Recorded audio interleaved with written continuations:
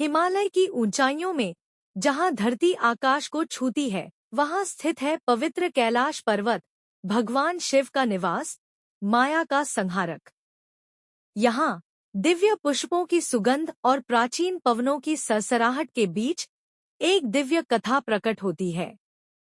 भक्ति, ज्ञान और शिव के शाश्वत रहस्यों की कथा। अमरता से आशीर्वाद प्राप्त महान ऋषि मार्कंडेय कैलाश की चांदी जैसी ढलानों की ओर बढ़े। उनके नेत्रों ने फलों और पुष्पों से लदे वृक्षों को देखा, जिनकी मीठी सुगंध हवा में फैली हुई थी। उनका हृदय कांप उठा, क्योंकि उनके सामने चंद्रमणि के वेदी पर भगवान महादेव स्वयं अपनी दिव्य कंसोर्ट देवी पार्वती के साथ विराजमान थे। उनकी उपस्थिति से अभिभूत होकर मार्कंडेय घुटनों के बल गिर पड़े और पश्चाताप का स्तोत्र गाने लगे। हे भगवान शिव, मुझे क्षमा करें। मैंने आपके लिंग को दूध, शहद और घी से अभिषेक नहीं किया, न ही इसे स्वर्णिम पुष्पों या चंदन से सजाया, न ही मीठे फलों और शुद्ध धूप की भेंट चढ़ाई। फिर भी मैं यहाँ आपके अनुग्रह की याचना करता हूँ। मार्कंडेय की इच्छा सरल किंतु गहन थी।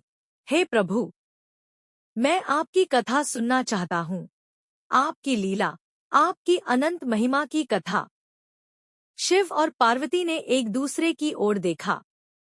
स्वयं भगवान को अपनी कथा कहना उचित न होता, अतः उन्होंने अपने परम भक्त नंदी की ओर देखा। नंदी, शिव के शाश्वत रक्षक, कृतज्ञता से रो पड़े। इस क्षण में भगवान ने उन्हें सबसे बड़ा सम्मान दिया, शिव के रहस्यमय इतिहास का वर्णन करने का। नंदी कौन है? वह कोई साधारण वृषभ नहीं है। ऋषि शिलाद की तपस्या से उत्पन्न नंदी का जीवन कुछ क्षणों का ही था, परंतु केदारनाथ में अनन्य भक्ति के कारण उन्होंने शिव से अमरता और शिव का वाहन बनने का वरदान प्राप्त किया। और फिर नंदी ने आरंभ किया। समय के प्रारंभ से भी पहले, जब देवता और दैत्य भी प्रकट नहीं हुए थे, केवल शिव ही थे, अनंत, निराकार, शाश्वत। नंदी ने कौन से रहस्य उजागर किए?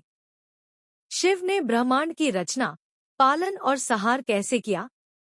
उत्तर शिव पुराण में निहित है, किंतु वह कथा फिर कभी। यदि आप शिव की संपूर्ण कथा सुनना चाहते हैं, तो लाइक करें और सब्सक्राइब करें। कमेंट्स में बताइए, क्या आपको लगता है कि नंदी आज भी कैलाश के रहस्यों की रक्षा कर रहे हैं?